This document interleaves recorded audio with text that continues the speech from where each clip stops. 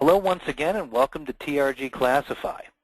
Now that you've made the decision to bring classification of your goods in-house, let's show you how you can do it. You've got your user ID and password, so logging in is the first step. We simply open trgclassify.com, bring our cursor to Login on the right-hand side of your page, and click to open the login box. Once I do that, I'm going to type in my login ID,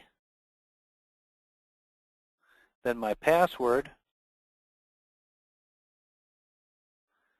and therefore logging in and bringing up the user interface.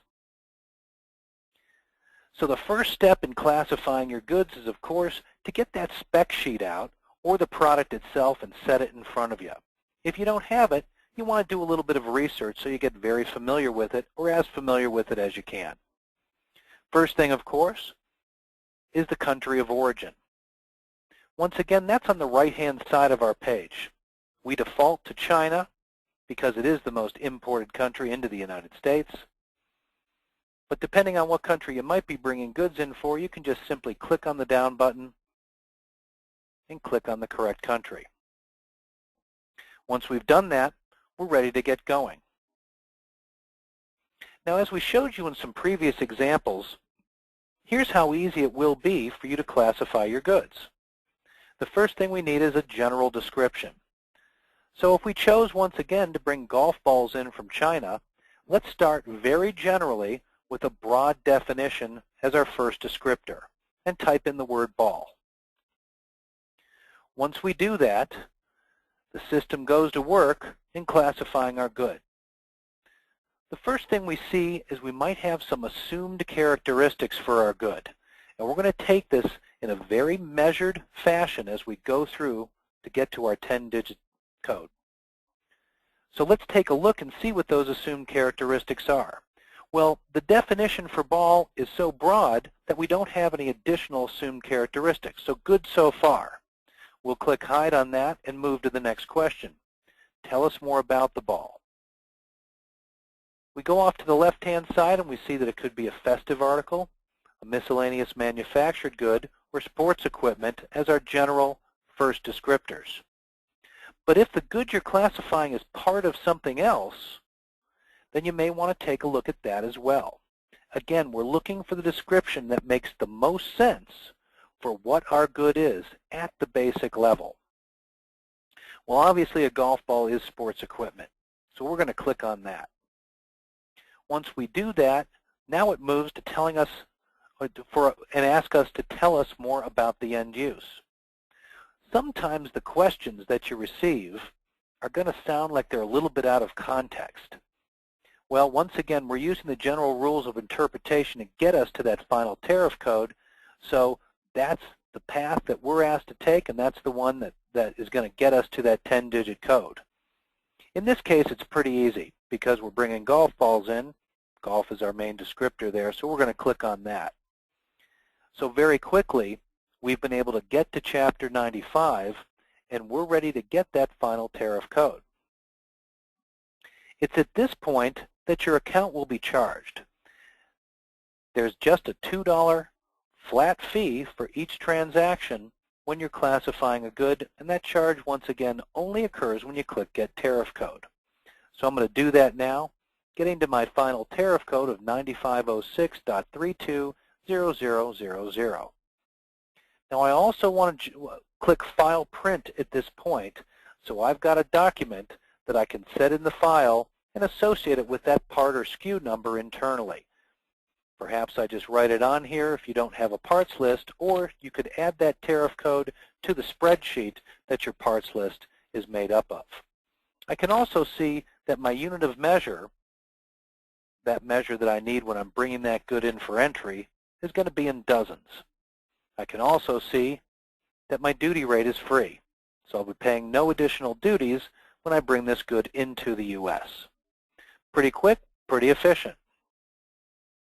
Now we're going to move once again and take a look at a textile example.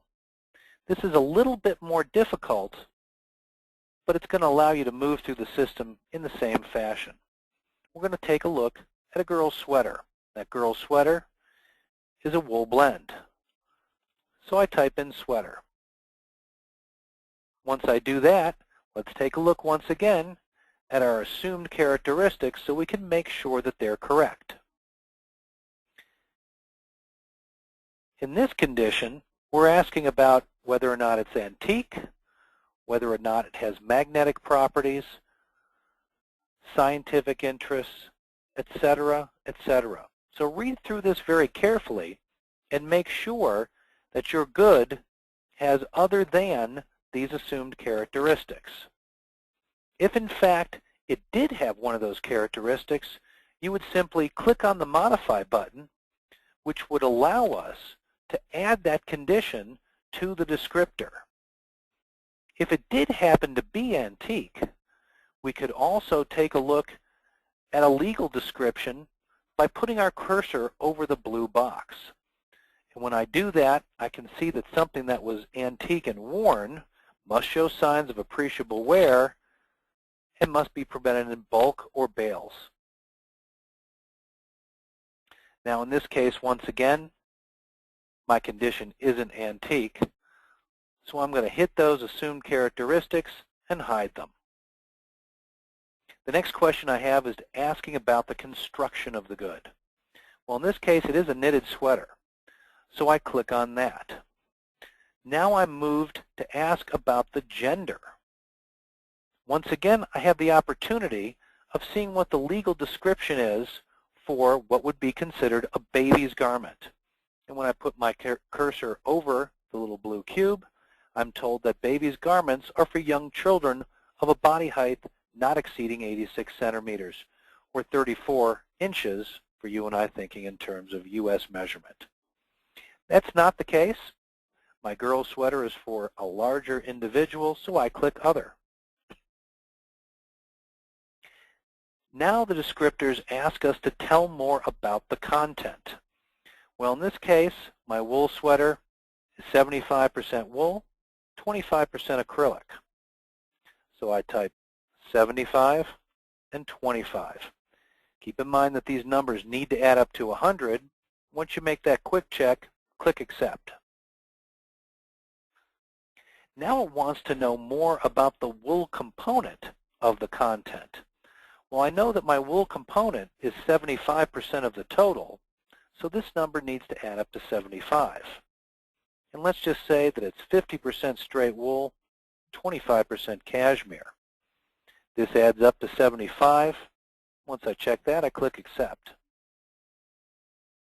Now I've provided, once again, enough descriptors to get me to the correct chapter. A quick check of all my characteristics, both known and assumed, has me feeling comfortable with that. So I'm ready to get my tariff code. And once again, this is our chargeable event. It opens up and I can see women's or girls' sweaters right here in my descriptor. I can also see that I've got two forms of census measurement when I bring these goods in. They're going to be measured in units by the dozen, and they're going to be measured in weight by kilograms. I can also see that I'll be paying a little bit more duty on this item, up to 16%. So once again, a bit more complicated, but we can get there in the textile arena very quickly.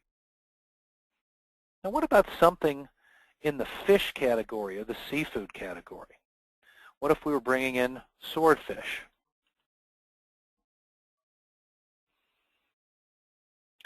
Let's take a quick look at our assumed characteristics. And I can see that in this case it's not for scientific or historical interest, and it's not a toy, it's not bait, etc., etc. So I agree with my assumed characteristics, and I click on Hide once again. This is edible swordfish. It's not other than edible, so I agree with my known characteristics as well. Now it wants us to tell a bit more about the state. Well, in this case, I'm bringing in frozen swordfish. When I click on that, I've already provided enough descriptors to get me to the correct chapter. I do a quick review of my known and assumed characteristics. All looks good there. I'm ready to get that final tariff code. So when I click on that, the only thing I need to further define is whether or not I'm bringing the swordfish in steaks or an other kind of package. Well, in this case, we're bringing our swordfish in, the swordfish steaks 030361 0010. Our census measurement is going to be in kilograms, and it's duty-free. So that's pretty good news. What about something in the automotive or recreational area, something involving tires? When I click in tires, let's take a look at our assumed characteristics.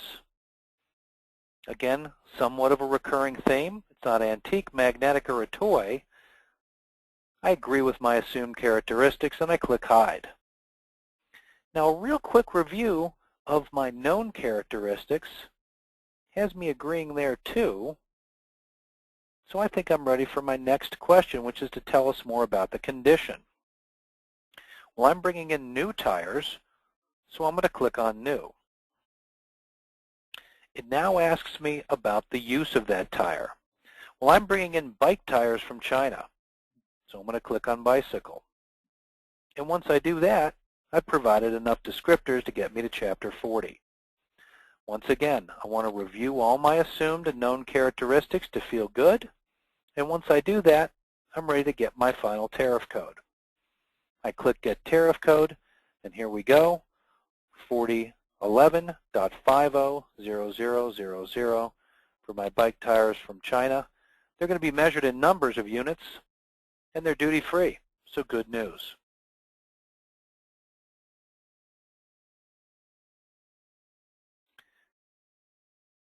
And that's all we need to know about getting started and classifying our goods through TRG Classify. In just a moment, Jamie's going to take you through the billing procedures and how you can view your account at the end of the month for charges and any questions you may have at that point. Look forward to you getting started with TRG Classify. Thank you again. TRG Classify bills on a monthly basis. At the beginning of every month, you will receive an email letting you know what your anticipated charges are. You can also view more detailed information by going to https:/importer.trgdirect.com, logging in,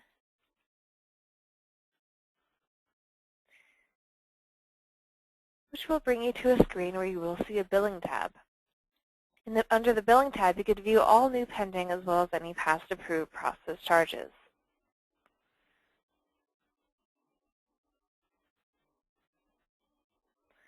And of course, if you ever have any questions, customer service is part of the package. You could either contact Jamie directly at 406-922-6558, or you can email customerservice@trgdirect.com. That email goes out to about 8 different people, so that might be a good way to get a timely response. Thank you. We look forward to working with you.